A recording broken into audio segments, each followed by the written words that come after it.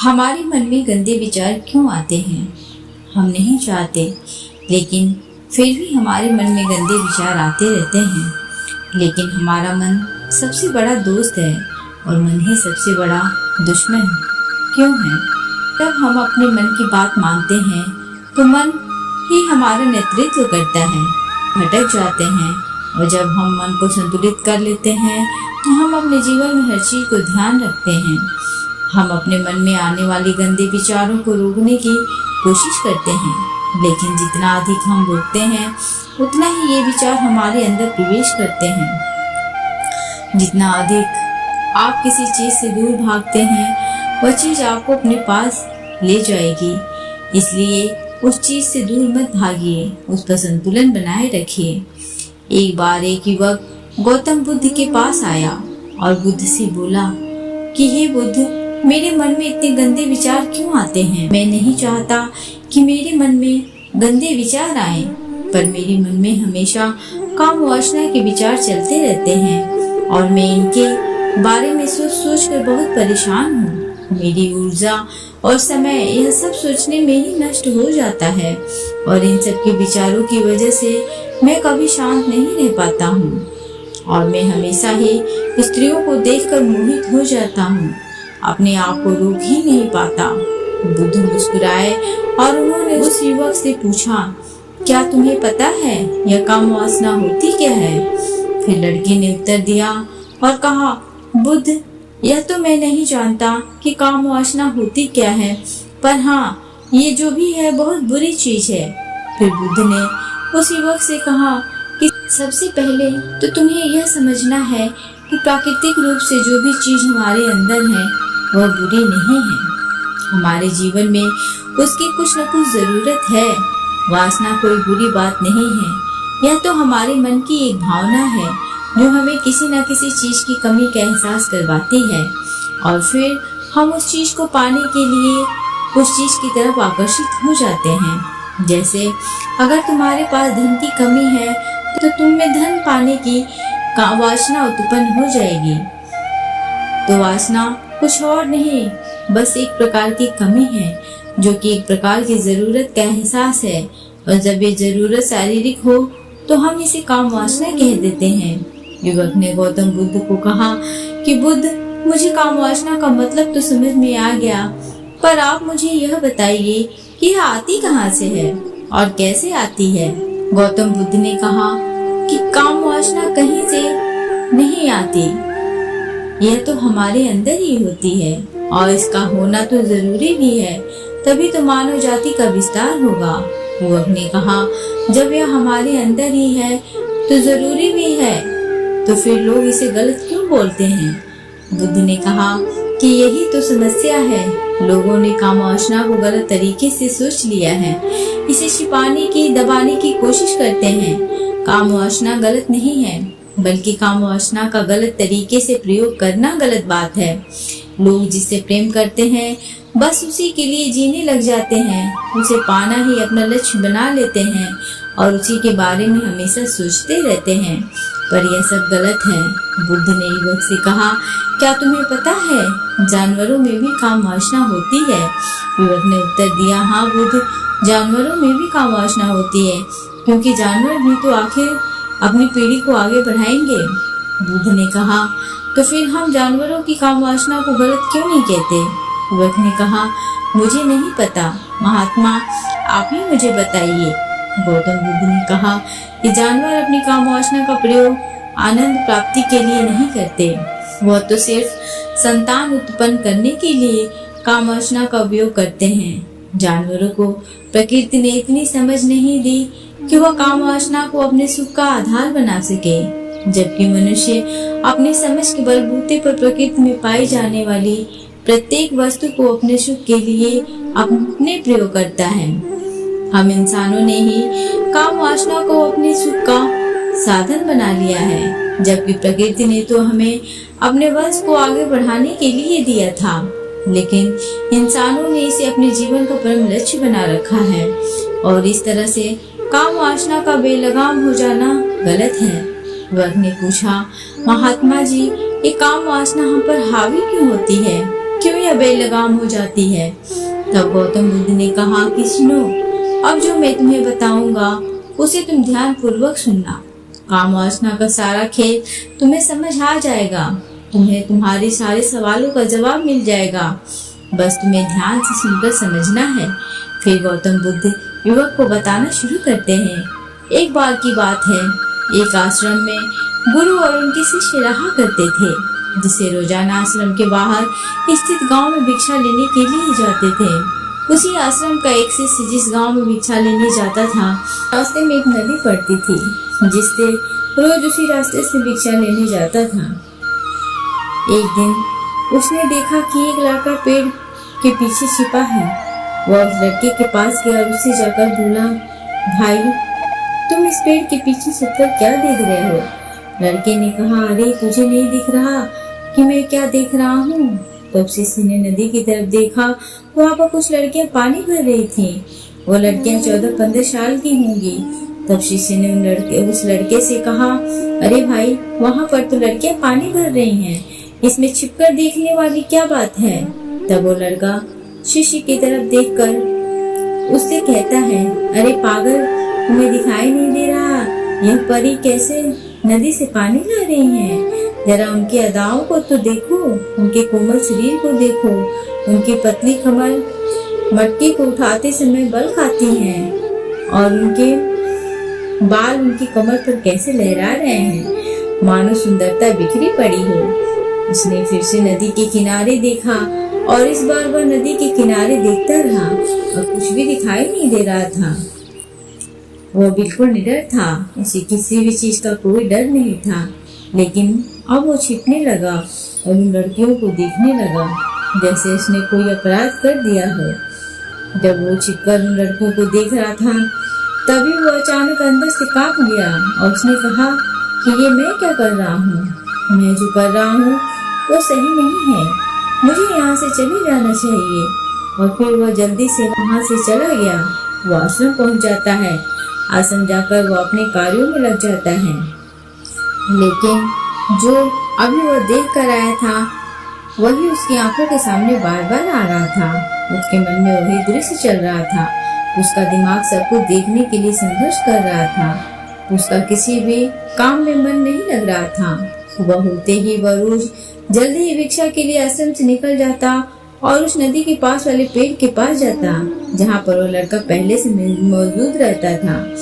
उसके साथ मिलकर लड़कियों को छुप छुप कर देखता था। अब वो ऐसा रोज करने लग गया। यह उसके रोज का काम हो गया।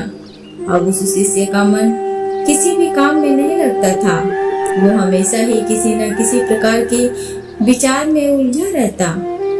वो आश्रम के कार्यों को भी ठीक ढंग से नहीं कर रहा था।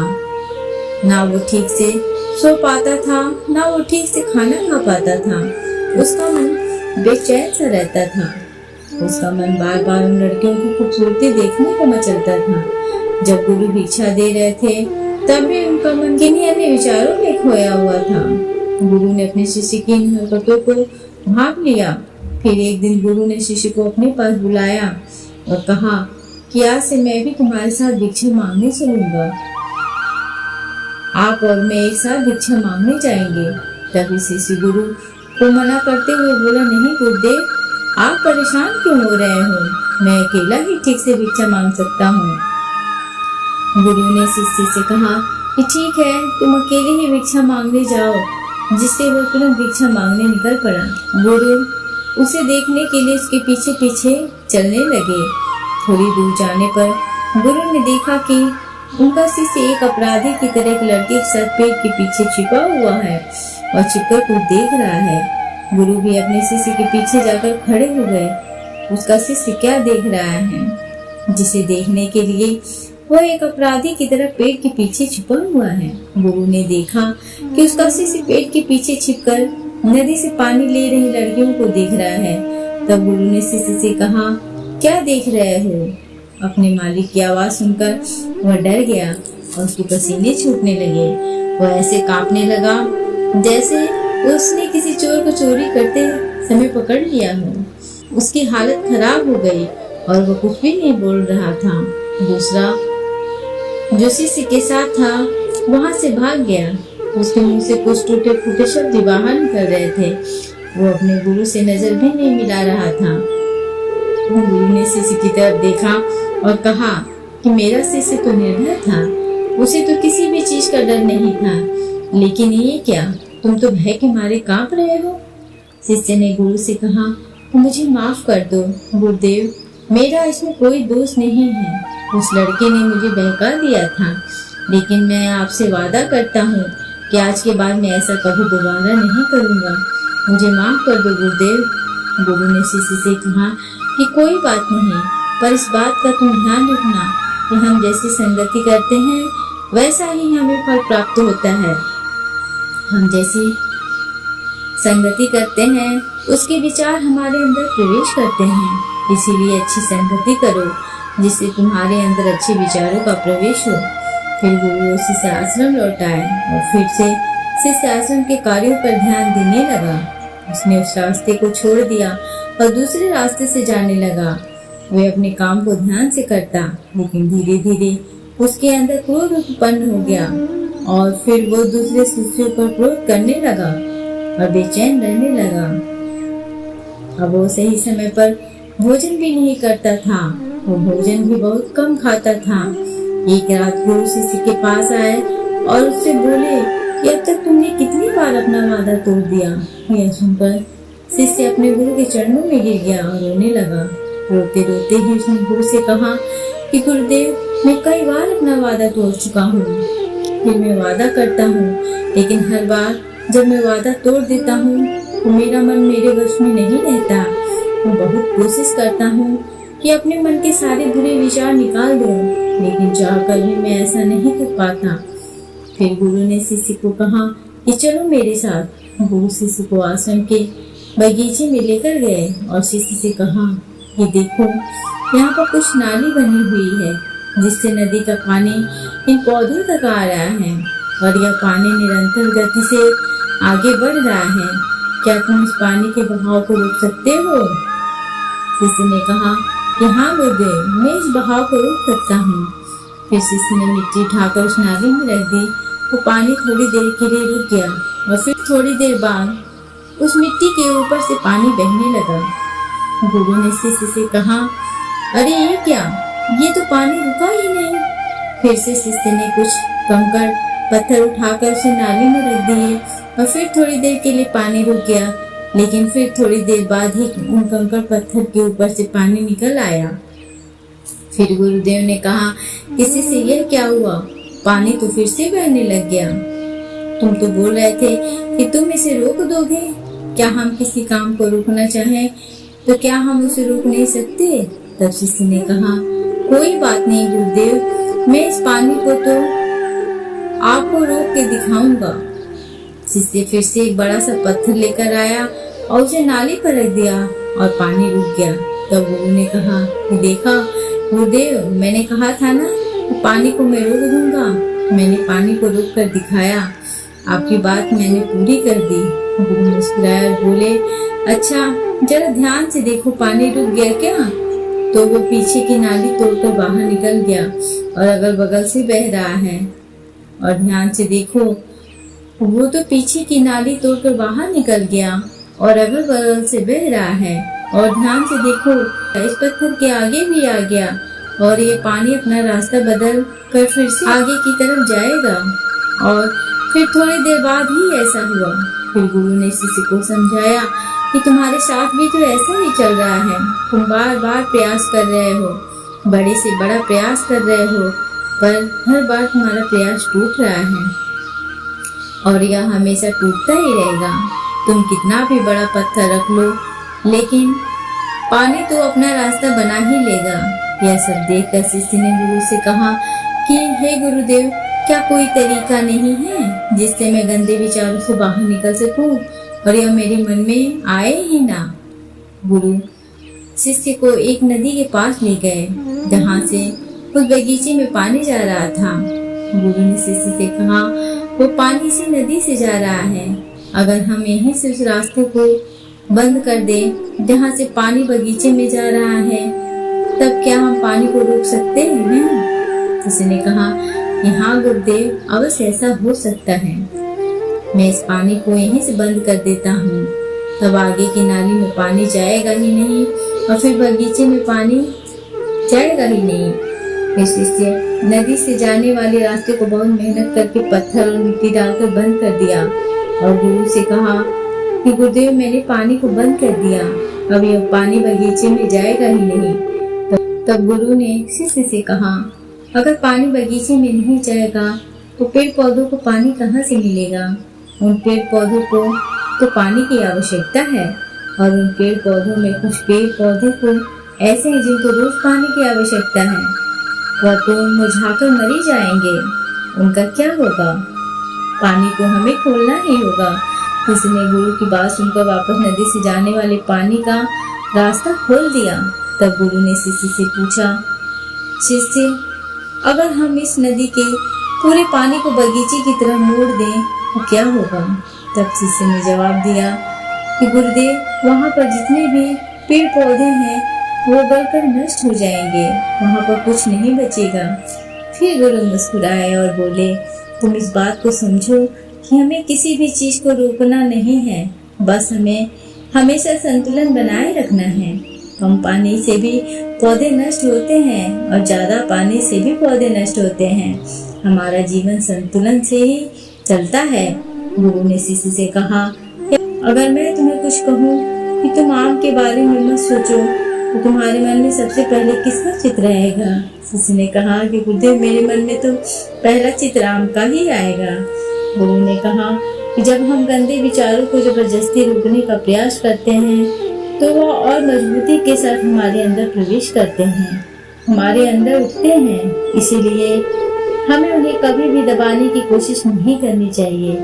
तब गुरु शिष्य के पास गया और बोले कि बुरे लोगों की संगति के कारण भी ऐसा होता है कि हमारे अंदर कामुकता नहीं होती, लेकिन कुछ असली लोगों के साथ रहने के कारण वह हम पर हावी हो जाती है। तब शिष्य ने कहा, गुरुदेव, आप सही कह रहे हैं, मैं अपने लक्ष्य से भटक गया था। तब वो शिष्य रात को बहुत शांति से सोया, सुबह पूरे मन से अपना काम किया और फिर सुबह वही भिक्षा लेने चला गया जहाँ वह लड़का आज भी पेड़ के पीछे छुपकर उन लड़कियों को देख रहा था। वो शिष्य नदी पर गया जहाँ वह लड़कियां पानी भर रही थी। उसने उन लड़कियों से पानी मांगा। उन लड़कियों में से एक लड़की ने उसे पानी पिलाया और उसे सन्यासी शिष्य के चरण छुए। उसने उसे आशीर्वाद दिया कि तुम्हारा कल्याण हो। शिष्य का मन सकारात्मक ऊर्जा से भर गया। उसके चेहरे पर मुस्कान आ गई, जैसे उसे कोई खोई हुई चीज वापस मिल गई हो। वो अपने रास्ते पर वापस जाने लगा। तभी पीछे से वह लड़का आया जो पेड़ के पीछे छिपा था। वह शिष्य के पास आया, बोला कि क्या बात है, आज तुमने करीब से देखा है, आप तो मुझसे भी आगे निकल गए। तब शिष्य ने कहा कि हम हमेशा दूसरे के दर्शन करने में ही व्यस्त रहते हैं, अपने दर्शन कर नहीं पाते। तुम कब तक इस पेड़ के पीछे छुपते रहोगे? किसी को पसंद कर लो, उससे बोल दो। अगर वो भी तुम्हें पसंद करती है तो शादी कर लो और उससे पहले तुम कुछ बन जाओ। अपने आप को पहचान लो, ऐसे अपना समय बर्बाद मत करो। फिर वह लड़का रोज उससे मिलने लगा और उस लड़के ने नदी पर जाना छोड़ दिया और फिर वो लड़का अपने जीवन में कुछ बनने के लिए संघर्ष करने लगा। तो तुमने देखा संगति का असर क्या होता है। अपनी संगति बदलो, अपने विचार बदलो। बुद्ध ने युवक से पूछा कि क्या तुम्हें तुम्हारे सारे सवालों का जवाब मिल गया? तब युवक ने कहा कि हाँ महात्मा जी, आपका बहुत बहुत धन्यवाद। तब गौतम बुद्ध ने युवक से कहा कि जब तुम्हारे मन में गंदे विचार आए तब आप अपने आप को दोषी मत मानो। यह शरीर है और यह सब हजारों वर्षों से सिखाया गया है। एक केवल तुम्हारे सोच लेने से, शपथ लेने से ये टूटने वाला नहीं है, लेकिन तुम्हारे पास वो शक्ति है, वो ऊर्जा है जिसका तुम्हें संतुलन उपयोग करना है। तुम एक जीवित ऊर्जा हो जो कुछ भी अनुभव करने के लिए स्वतंत्र है, जो निर्माण करने के लिए स्वतंत्र है। इसीलिए तुम अपने आप को पहचानो। यह बोलकर गौतम बुद्ध मौन हो गए और वो युवक वहाँ से चला गया। दोस्तों, अगर ये ऑडियो आपको पसंद आई हो तो प्लीज इसे लाइक, शेयर एंड सब्सक्राइब करना ना भूलें। Thanks for watching.